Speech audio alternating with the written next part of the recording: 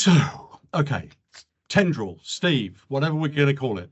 So obviously we had a ball up before. I'm going to do sort of something a little bit more complex just to show you how far we can take this. So first of all, just going to show you what we've got as a setup here.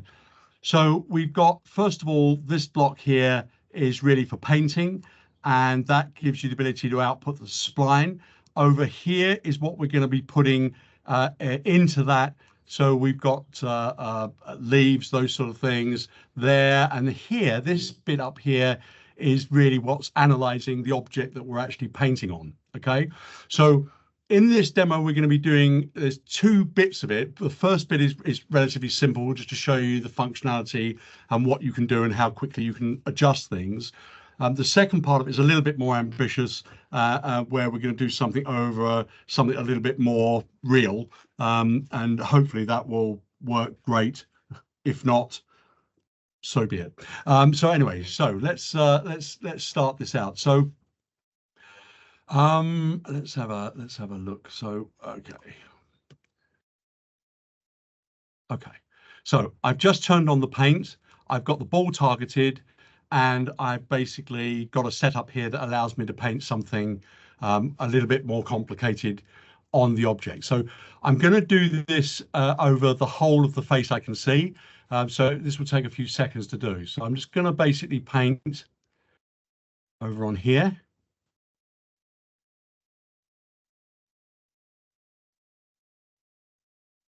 It's going to take me a few seconds to do. Doesn't matter if I go over something. While you're doing that, Andy, Paul, can you turn your camera off, please? Okay. So what we've got now is obviously something a little bit more complex. We've got basically, you know, actually I'm going to put this on perspective view just so I can rotate it around. So we've got basically a set of leaves, we've got the vines, so we can actually do plant growing on a shape. Obviously, we can also paint that in midair if we wanted to, but obviously this means that we can start actually targeting shapes and building things around shapes as we go. So let's have a quick look at this. So I'm going to zoom in actually on the this view here. Now we can see this is fairly basic, what I've got set up here. So I'm going to up the amount of segments. Okay, so we end up with significantly more segments so we can round off the curves. And I'm also going to change the sides of it so that we can have that looking a little bit smoother as well. So I can do all of that on the fly. Likewise, with the leaves, let's drag this back. I can obviously up the count of the leaves on the fly as well. And I think Juice showed earlier on how we can actually make that grow as well. All these things are things we're still working on, but fundamentally that's, there we go, that's working pretty nicely so far. So if I want to do some more painting and keep on going, obviously I want to do that in the fastest possible view. Let me go back to the paint. So I can now just click over here, add more painting. Whoops, can't see where I'm going. Okay.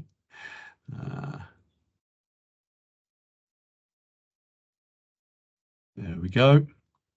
And likewise, go around the other side. While you're doing that, Andy, what level of development are we in for this? This is alpha. Very much alpha.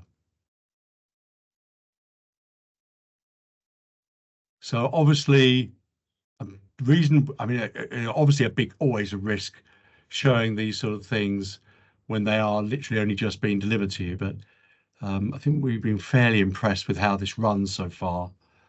There we go. Okay.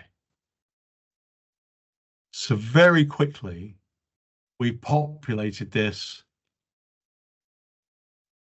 and drawn on it in really no time at all. So that setup we will basically give this to you at some point so you can actually play with this and obviously mess with this. But not only can we do that with one plant, if you've loaded in something else, you can just literally change it and you can have, a flowers set up around your object.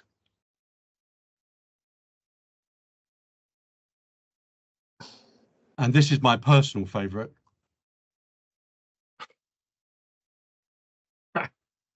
Here's looking at you.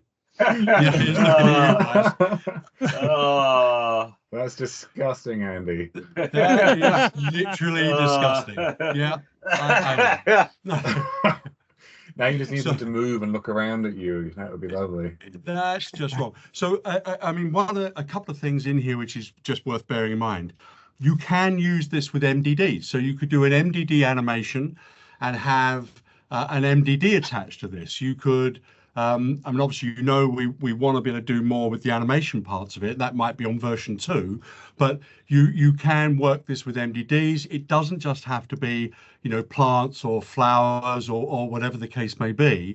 You can do this with pretty much any object. We knocked those up. I say royal Sean knocked them up for me yesterday.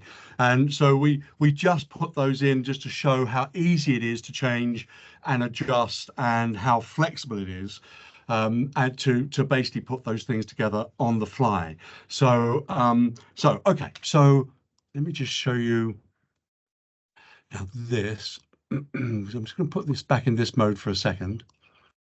Now I have only done this once before, so if I get this wrong, forgive me. So obviously, I haven't set up the services for this, but I have on the next demo we do. But if we look at the actual Ivy here, so let me load in the Ivy leaf. Oh, that's already done. Okay. Let's just swap that over. There we go. Instantly in Octane as well. And obviously the same could be applied for use in Unreal and so on. So it's obviously great inside Lightwave. You can use it with Octane, works perfectly, really great. Bear in mind it's only an alpha, so there's bound to be a few more things added, but it really is super fast and super flexible. I mean, if you want to do an update, I think we might, oh no, I need to swap over the object, but that's okay. So obviously we've got that working across the board, across those two things. You've seen there how that works. I'm now going to do something a little bit more complex. So let me just clear this scene.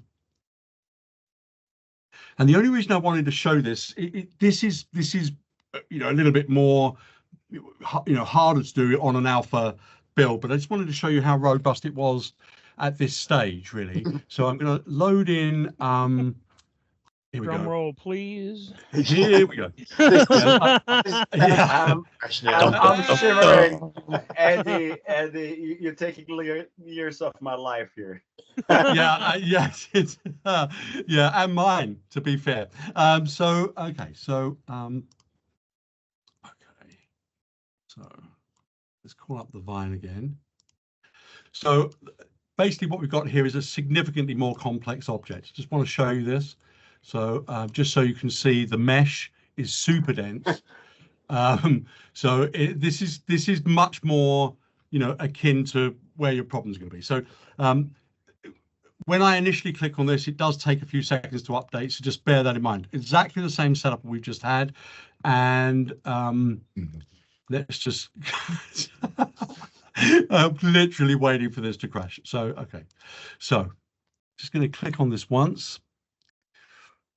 See if it now I have had this obviously not work once and work once, so if I don't get this working first time I might need to reload it again, but let's give it a go. It hasn't given me a marker. No, let's do it again. So let me close that.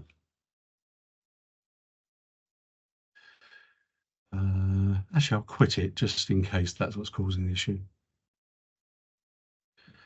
Okay. Close my hub. Sorry?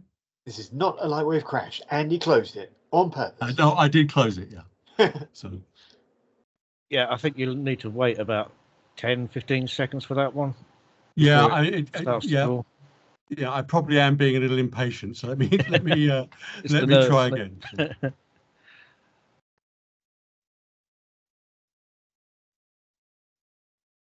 I had it crash once on load as well, so it's yeah. Still okay.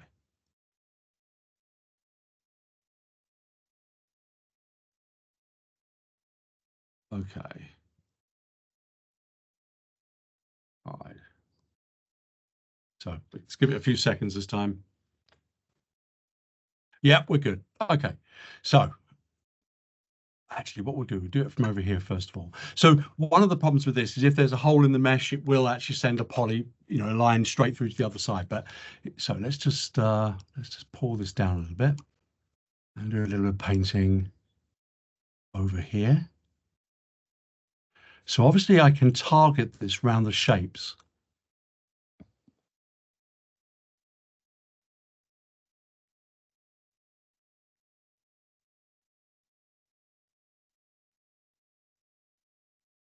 Okay, that's the first one. Let's pull this now down a bit.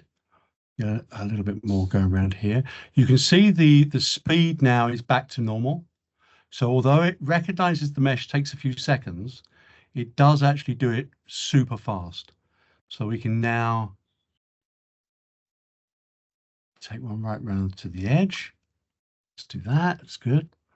Maybe put another one. Andy, you aren't drawing these live. This is all pre-recorded, isn't it? It's yeah. If only it was, and I was literally saying something in time with the mouse stroke. No, it is live, as you'll see if it crashes. But The there we go. tension is killing us. Let's do another one. Going down here.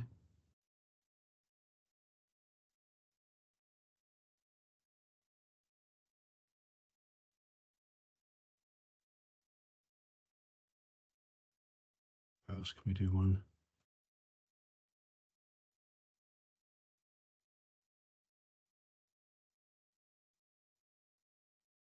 Are any of you as nervous as I am? Just, yeah. And will it crash? No, it's really solid. There we No, go. don't Okay. say that. So.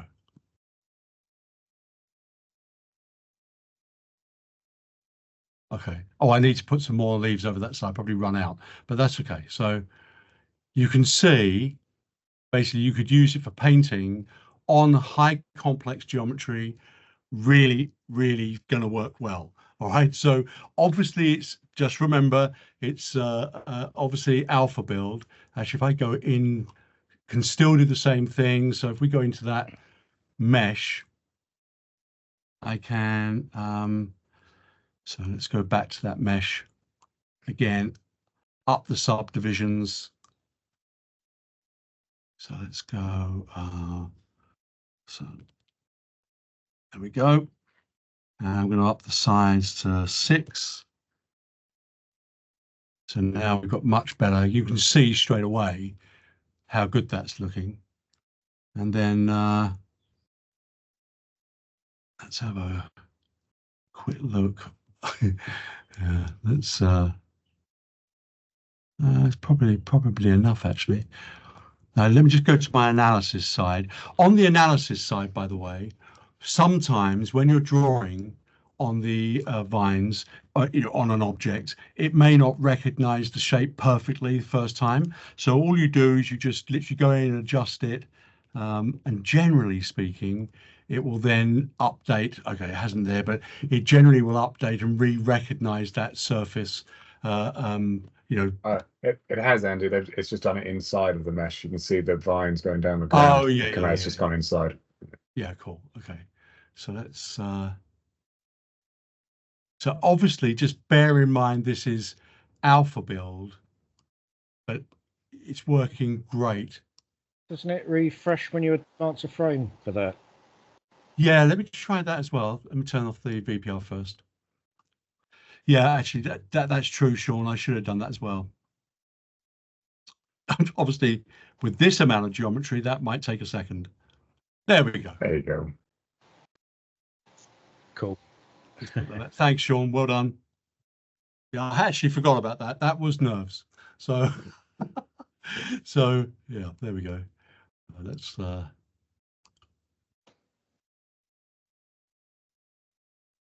we go.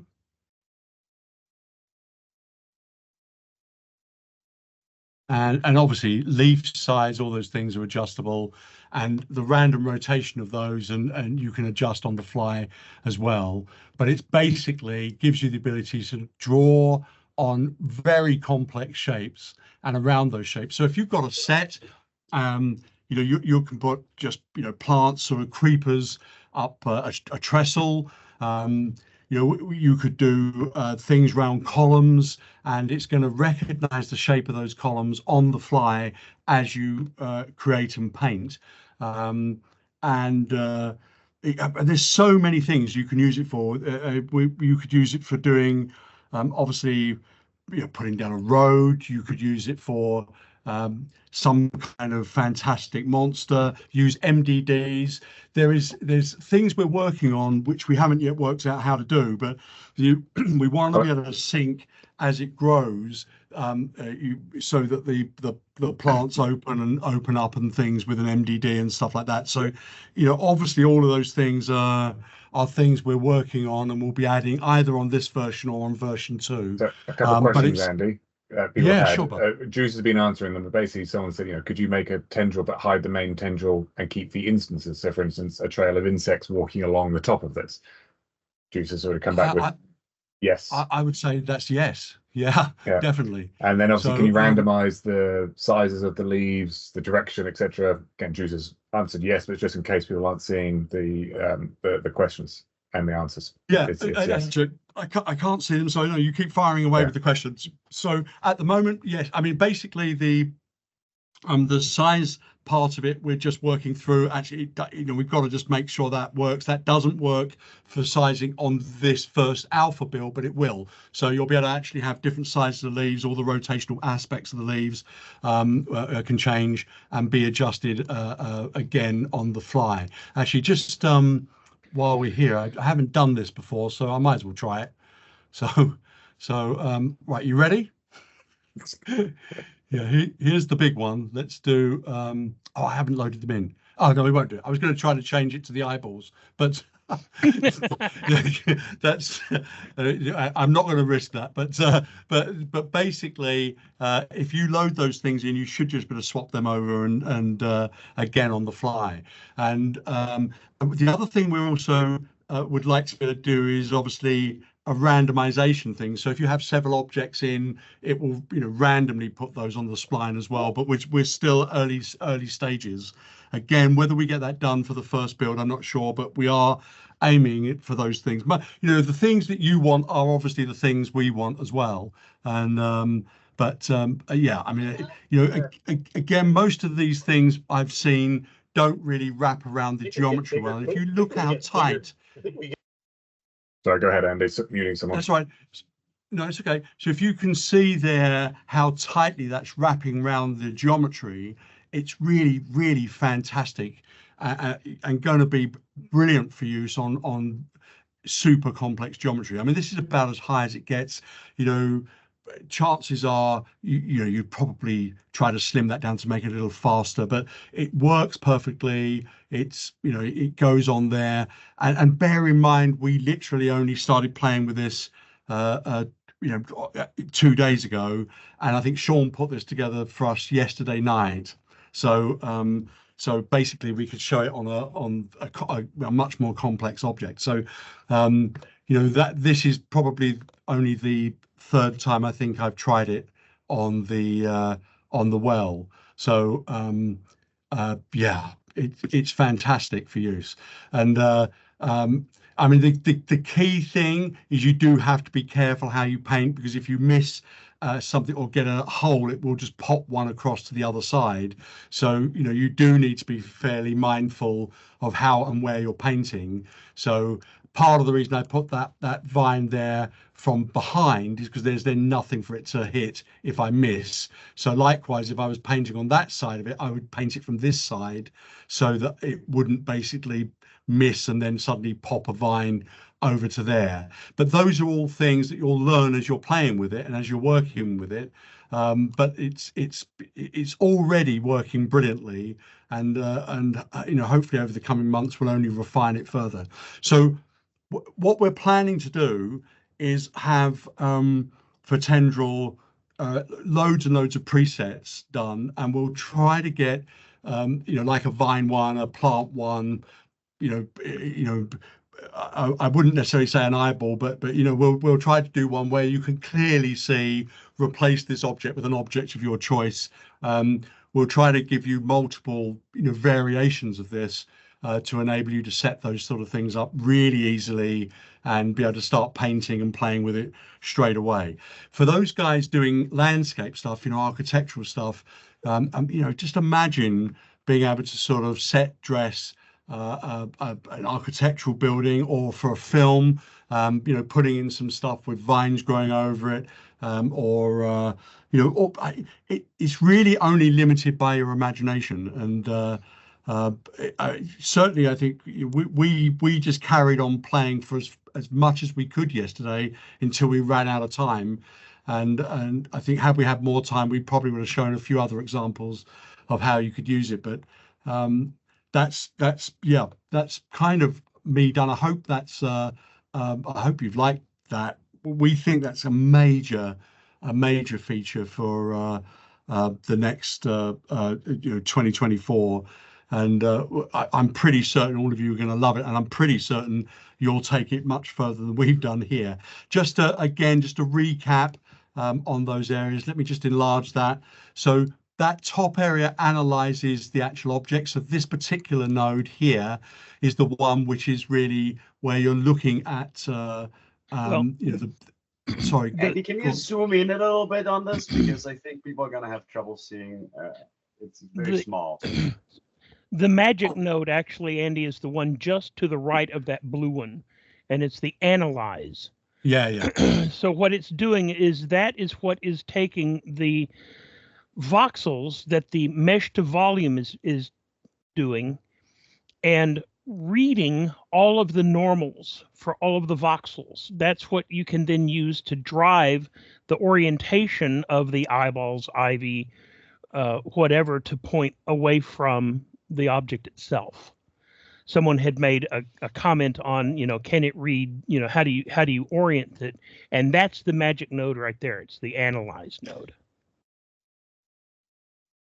Yeah, so and obviously again here it's really just a case of making you know, more objects so that you can paint slightly different variations on each one. And I would recommend that if you're doing something like the ivy, you could do different shadings on the ivy. We haven't even begun to mess with that yet, but obviously you can put shading variations on color of the ivy leaves that could run across the instances, or however you want to do it. But also, of course, obviously, you know, you could loads of objects into so you can just sort of swap and paint them and over paint them. It doesn't matter if you go over a line as well. So it just blends that in perfectly. And Andy, Sean's just got something he wants to ask as well. Yeah, sure. Yeah, I was going to say that model in the background, that was actually imported using that from Megascans using the surfacing plugins. I don't know whether once you finish talking about the Ivy bit, you could show the surfacing for that, because that's also compatible with Unreal, Native, and Octane. And does it set that up straight away from the your plugin, from that plugin bug? Yeah, basically it loads the FBX file in your in this case Megascans collection, and then automatically surfaces it. And that's the current surface tree for that. So you got the 3 different Yeah, let me divide those out a little bit. I'll just get rid of those. Just get that lot. Yeah, I got to figure out what to do with those spare yet, the displacements. Yeah, so I will zoom into this a bit further in a sec. Yeah. So, just get rid of those. And yeah, why not kill two birds with one stone here? Yeah. So actually, I'll pull it up a little closer. Get as close as I can get it so people can see it. Can you see what it is yet? Yeah. There we go.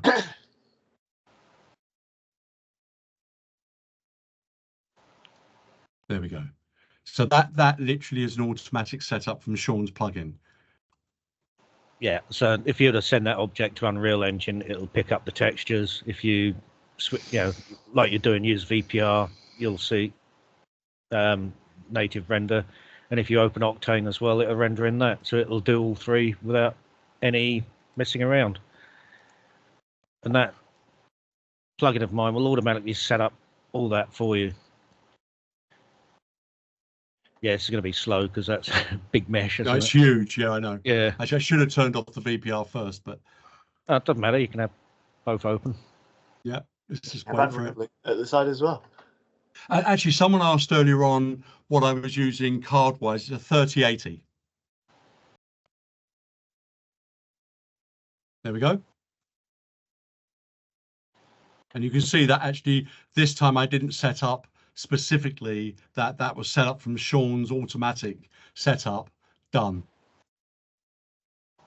Isn't that fantastic? So quick question, Andy. Someone just asked, can you use multiple objects on the same tendril? Actually, I don't think we've got it for multiple. I think it's on an object by object basis. But there's no reason. Currently, I think it's only reading the one. Yeah.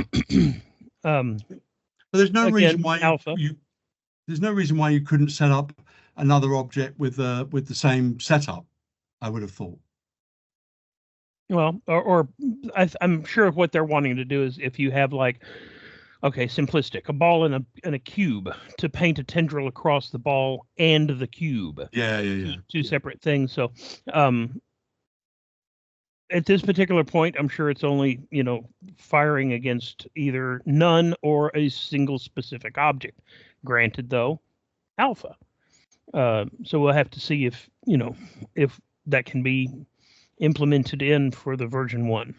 I thought it was more that it was multiple leaves on the vine. I thought it was maybe flowers and leaves. Is that yes, I think that's Jay who used to ask that. That's what I interpret it as. Yeah, could I have different types of leaves on the same vine, or a flower and a leaf randomly distributed on the same vine? Yeah, that's actually what we talked about earlier, is having multiple instances of things onto it, just like you could do with a regular instancing. Not yet, not at this point, but I'm sure that's one of the things that we're definitely gonna be asking about. Yeah, we were talking about that. I mean, actually, straight away, it's absolutely something that would be great to be able to have. So, sort of a randomization of instances, so that as you paint, it's picking up flowers occasionally, and your leaves as well. So, yeah, I mean, it just bear in mind, very, very early alpha, but just wanted to show it because obviously it's going to be, I think, a major tool for people. As we go forward for 2024. I have to say, by the way, that ability, by the way, to transfer the surfaces and just have it automatically transfer across is fantastic, I think. So, and obviously that will work with Unreal as well. Yeah, and the other thing as well, I've checked as well, if you change the poly count of the model in the background there, it's not going to phase the you're not going to lose any of the vines. That in other words, if you had a block to the side, reload your scene and it'll still draw in exactly the same place. It's really good. I'm very impressed with that. Yeah. And likewise, I mean, obviously leaf counts on it. You can, exactly as I showed before, you can sort of up and down that as you wish. Yeah, I mean, bear in mind, we've literally only just started playing with it ourselves. So it's, we haven't tried some things we want to try out yet with it, and there are obviously things we've already seen that we'd like to add. So yeah, yeah, I think it's going to be something everybody's going to love to play with. Are we good? Everybody happy? Is the is Sean's plugin coming with 2024 or is it separate? It's with 2024.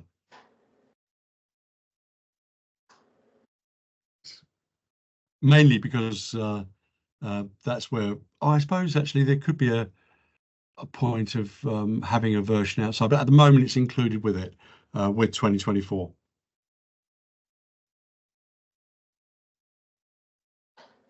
I think, as we said in the past as well, pretty much everything we're demoing is what's included in 2024. That's why the demo's here, is because that's what you're going to get as part of the pre-order buy. This is, again, and this isn't everything for 2024. This is just what we're showing you at the moment. As Andy said, here's a big book of things he's not allowed to talk about.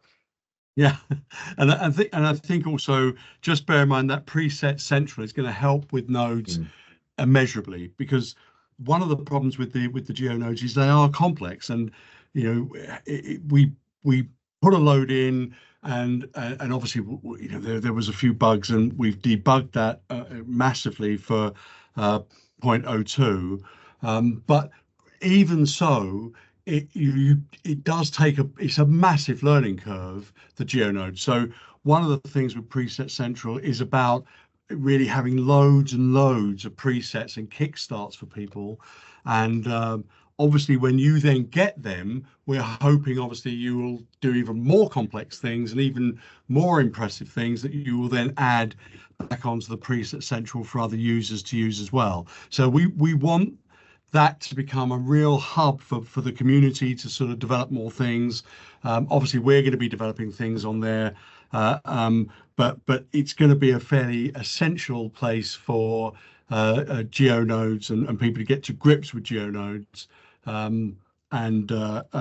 think every node we're currently working on has some presets ready to go so that we can just put them in there to kickstart people, and things like, as we add that, I mean that one we just did there, we've started color coding things to make things obvious which things are where you need to adjust stuff, and so we'll be obviously trying to continue that as we save things for the Preset Central place as it goes. So yeah.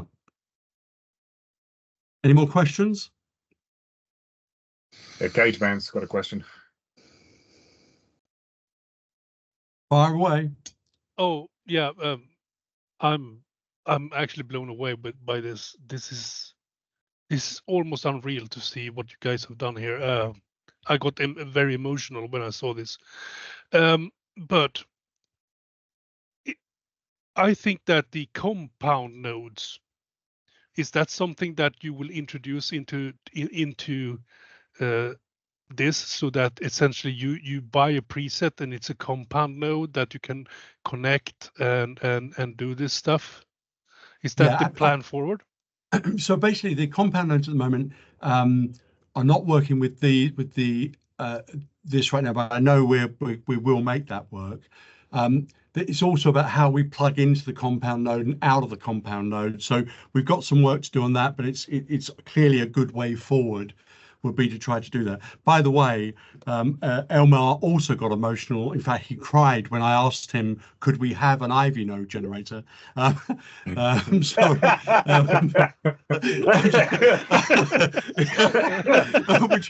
I was touched by. I thought, oh, I've obviously hit his heart in the right place. And he cried and he shrank a little, and as I asked him for it, and oh bless him, and so I'm glad you got emotional about that, because it's obviously had that same impact internally. But yes, getting back to the compound nodes, that is absolutely a good way of us making it simpler for people. Is to have a compound that's basically that set up, and you just plug that in and you're done. And but we've still got some work to do to get that to work here. So but it's clearly, we've introduced the compound nodes. We will be developing those further to do that here as well. Right, we've got a question from Thank Jules. you so much. Thanks, Cage Man. Jules, over to you. I'm going to come off mute though to talk.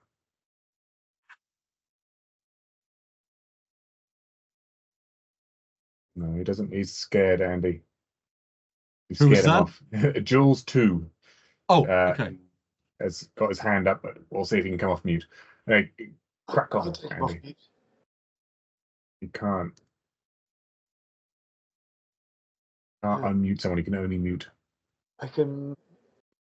No, I can't. Yeah. Oh, mic is on. Just type it in, Jules. That's fine.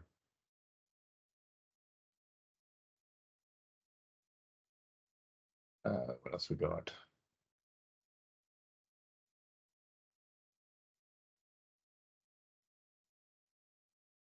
Nice. Andy, over to you. When Jules types his question out, I'll let you know. Andy, you can. No, that's cool. So it's so obviously we've this demo. Hopefully, I hope you've liked what you've seen throughout the day, and obviously we've shown some really cool things and things obviously that very early days. And if anybody obviously comes up with a better name than Steve for the tendril, feel free to chip in and suggest. But at the moment, I think Steve is going to be called Tendril, I think. And but again, if we're open to suggestions, and or we could actually call it Steve. That would be an eye opener, wouldn't it? For conversations where we're all talking about, oh God, I love Steve. And I know. Let's call it. I don't know. I think it would be great if I finally read in like 3D World magazine. Lightwave now has Steve. Oh, it's pretty much worth it just for that, I think. And so yeah, but